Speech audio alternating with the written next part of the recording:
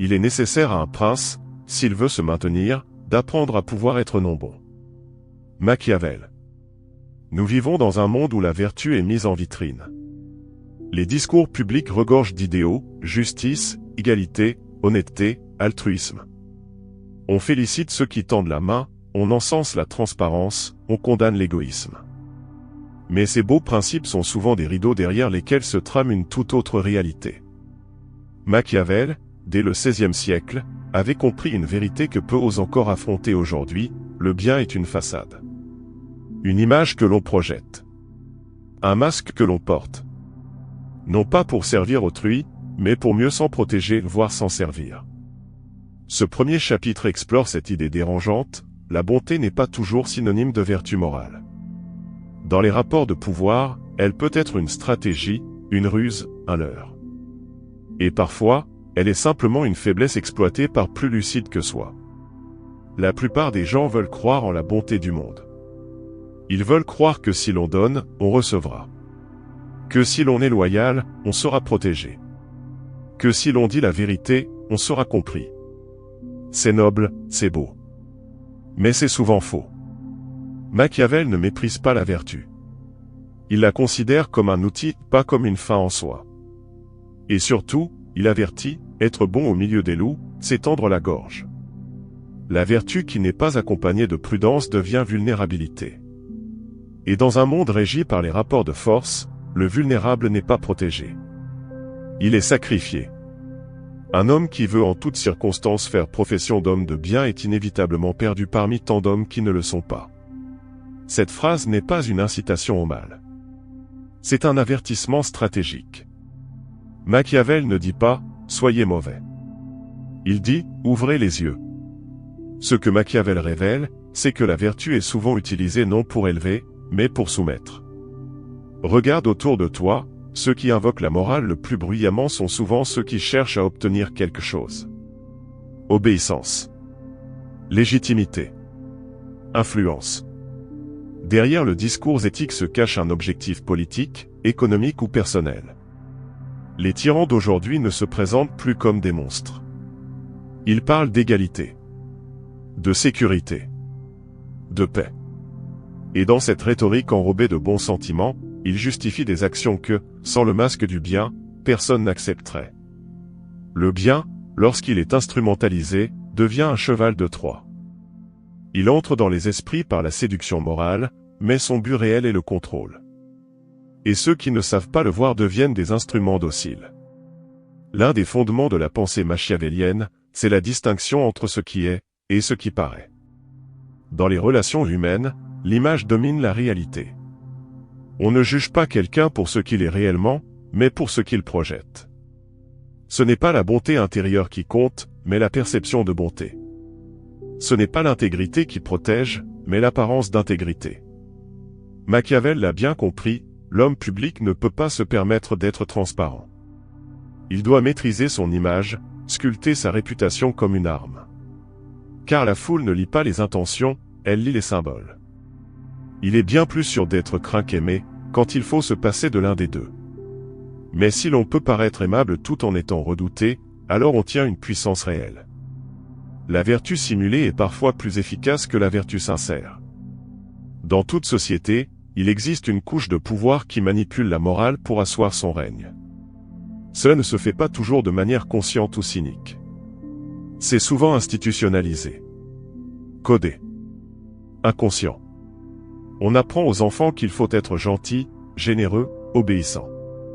Mais qui tire profit de ces qualités? Ceux qui veulent qu'ils soient maniables. Ceux qui veulent des sujets, pas des individus libres.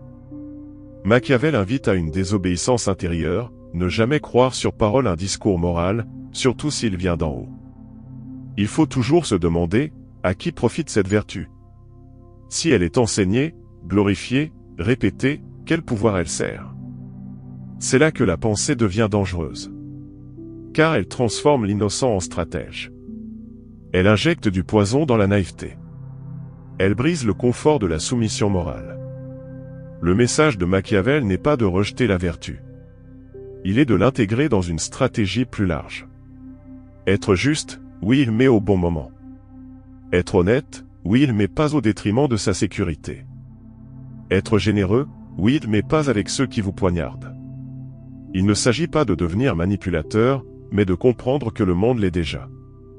Et que dans ce monde, le véritable pouvoir n'est pas dans la pureté morale, mais dans l'adaptabilité. Un prince qui veut survivre doit être capable de se salir les mains sans jamais perdre la maîtrise de son image. Il doit savoir que parfois, la cruauté rapide sauve d'une destruction lente. Que parfois, mentir évite une guerre. Que parfois, feindre la vertu protège le peuple bien plus que l'exhiber. Ce chapitre ne cherche pas à donner des recettes de manipulation. Il propose une introspection brutale, jusqu'où suis-je prêt à voir la vérité? Beaucoup fuient la pensée de Machiavel car elle les force à admettre des choses qu'ils préfèrent ignorer. Elle oblige à se regarder dans le miroir sans les filtres flatteurs de la morale. Elle demande de renoncer à l'illusion que le bien est toujours récompensé. Mais cette lucidité n'est pas une malédiction. Elle est une libération. Car lorsqu'on comprend les vraies règles du jeu, on peut choisir son camp consciemment. On peut être vertueux en connaissance de cause, et non par réflexe conditionné. On peut, surtout, protéger sa bonté au lieu de la livrer en pâture. Le monde n'est pas fait pour les âmes pures. Ou du moins, pas sans les outils pour les défendre. Machiavel ne détruit pas la morale, il l'arrache de son piédestal naïf pour la transformer en outil stratégique. Il nous pousse à distinguer la vertu réelle de la vertu instrumentalisée, et à ne jamais confondre l'intention sincère avec l'image publique. Ce premier chapitre jette les bases d'une vision froide mais lucide. La bonté, si elle n'est pas armée, est condamnée à être piétinée. La vertu, sans stratégie, devient faiblesse. Et dans un monde de prédateurs, celui qui refuse de voir cela est déjà la proie. Tous voient ce que tu parais être, peu perçoivent ce que tu es. Machiavel. Tu peux être loyal, mais si l'on te perçoit comme un traître, tu seras traité comme tel.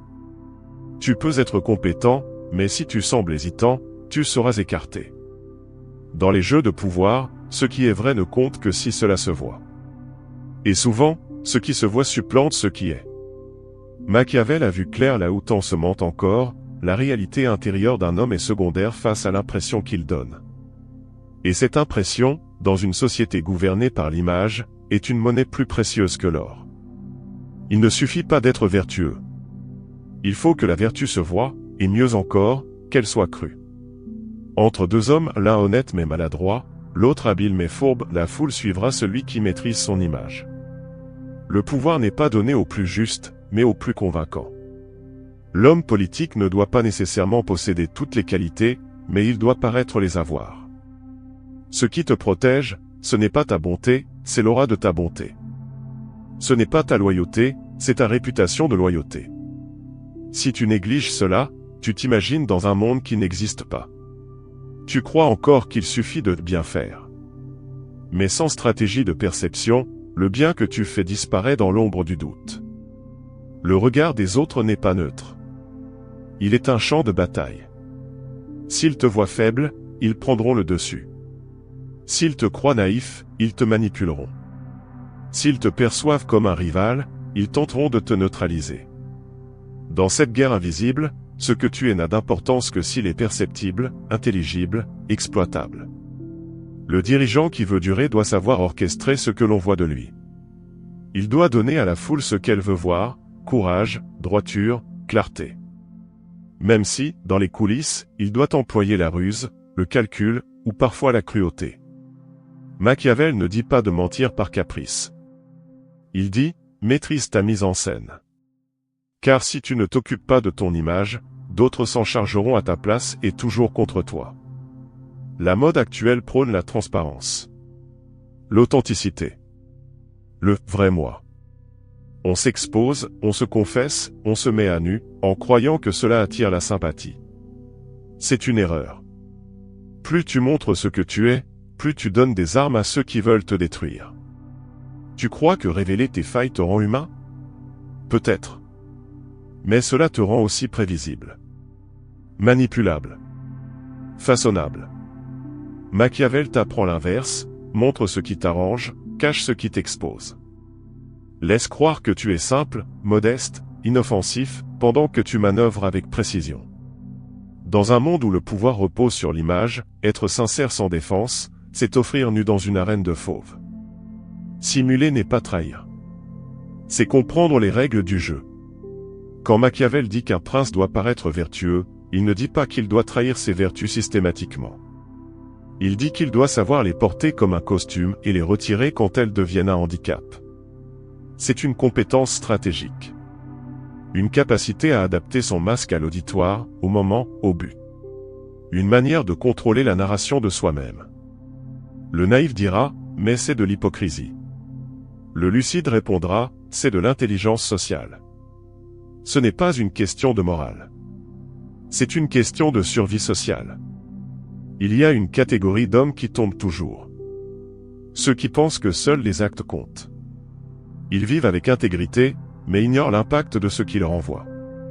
Ils se croient purs. Mais ils sont invisibles. Ou pire, suspects. Car dans l'arène humaine, ce que les autres voient de toi, imaginent de toi, ressentent en te regardant, c'est ta vérité. Ce n'est pas juste une perception, c'est ta réalité sociale. Tu veux être respecté? Apprends à cultiver une posture. Tu veux être libre? Apprends à maîtriser ton image. Tu veux durer? Apprends à être cru. Et cela n'arrive jamais par accident. Le prince idéal selon Machiavel n'est pas celui qui incarne une vérité univoque. C'est celui qui laisse volontairement une zone d'ambiguïté. Qu'on ne sache jamais vraiment s'il est bon ou impitoyable. S'il est faible ou calculateur. S'il est naïf ou rusé. Cette dissonance trouble l'ennemi. Elle crée la peur, le respect, l'incertitude. Elle empêche d'être mis en cage, défini, manipulé. Celui qui semble trop simple est méprisé. Celui qui semble trop gentil est utilisé. Celui qui semble trop transparent est détruit. Le pouvoir naît de la complexité maîtrisée. D'un équilibre entre lumière et ombre. Il est beaucoup plus sûr d'être craint que d'être aimé. Machiavel. La bonté cherche l'amour. Le pouvoir cherche la stabilité. Mais l'amour est instable. Il fluctue, se retourne, trahit. La peur, elle, tient. Elle soumet. Elle impose des limites. Elle survit au doute. Ce n'est pas une vision cynique. C'est un constat brutal de la nature humaine. Machiavel n'idéalise pas le monde.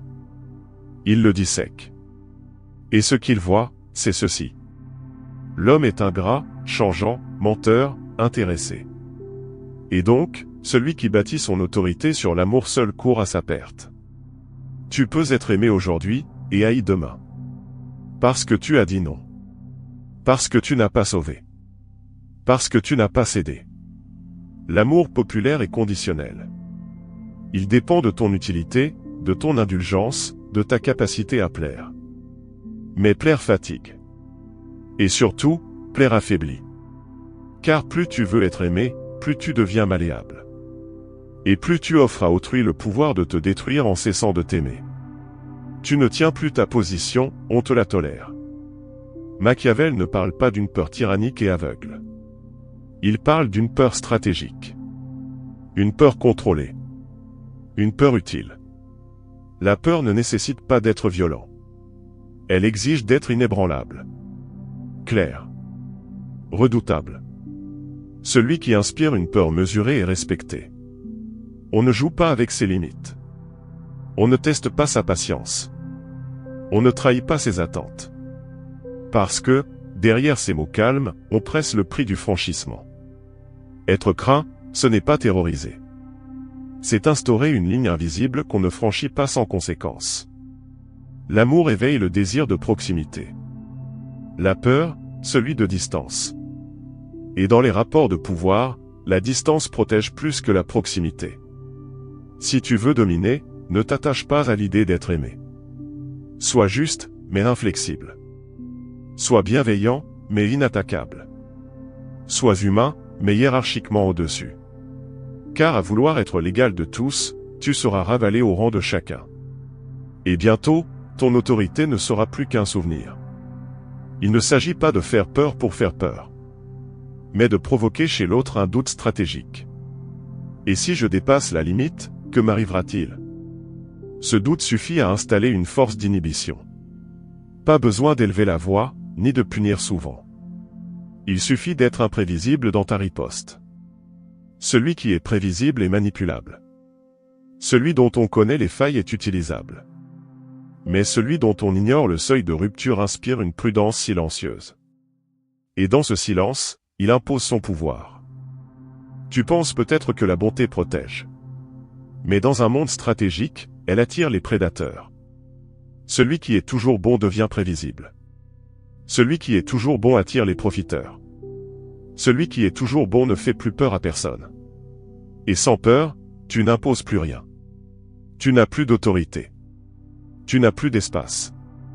Tu n'as plus de respect. Tu n'es plus un acteur. Tu deviens un terrain. Tu n'as pas besoin d'être cruel pour inspirer la crainte. Il suffit de parler un langage que les autres comprennent, le langage de la conséquence. Chaque décision doit avoir un poids. Chaque refus, une finalité. Chaque parole, une limite. Si tu dis oui à tout, tu n'es pas bon, tu es effacé. Si tu dis non sans fermeté, tu n'es pas fort, tu es inutile. Si tu fais des menaces sans suite, tu n'es pas redouté, tu es déconsidéré. La peur n'est pas un cri. C'est un silence qui contient une promesse. Regarde autour de toi. Ceux qui dominent ne sont pas ceux qui cherchent à plaire. Ce sont ceux qui imposent des cadres clairs. Ne se justifient pas à tout va. Ont une présence qui dérange. Savent se taire quand il faut parler. Et parler quand il faut frapper. Ce sont ceux qui maîtrisent l'art de la crainte tempérée. Ce ne sont pas des monstres. Ce sont des joueurs lucides qui ont compris que le respect ne naît pas de la gentillesse, mais de la puissance contrôlée. Tu peux être bon et être respecté. Mais seulement si ta bonté n'est pas soumise. Celui qui veut être aimé à tout prix sera trahi. Celui qui accepte d'être craint sera protégé. Protégé par les frontières invisibles qu'il impose. Par l'aura de puissance qu'il incarne. Par la certitude qu'il ne sera pas utilisé. Tu n'as pas à devenir cruel. Mais tu dois devenir dangereux. Non pas en acte, mais en possibilité. Car dans les jeux de pouvoir, le simple soupçon de ta capacité à mordre est plus dissuasif que 1000 sourires. Être bon ne suffit pas. Vouloir être aimé, c'est tendre la joue. Inspirer la crainte, c'est établir un périmètre. Dans un monde où la loyauté est opportuniste, celui qui veut être respecté doit devenir imprévisible. Pas brutal. Pas violent. Mais calculé. Stratégiquement intimidant. Le respect durable ne se construit pas dans les sourires permanents, mais dans la perception d'une force intérieure qu'il vaut mieux ne pas défier. Tu préfères quoi, être aimé ou être craint? Et surtout, pourquoi? Dis-le-moi en commentaire. Je veux lire ton point de vue, même s'il dérange. Index revers pointant vers la droite blanc si ce chapitre t'a secoué, fais-le savoir. Like, commente, partage, on a besoin de plus de lucidité dans ce monde qui confond gentillesse et faiblesse. Et abonne-toi si tu veux la suite. Ici, on ne caresse pas les illusions. On les brûle pour voir clair.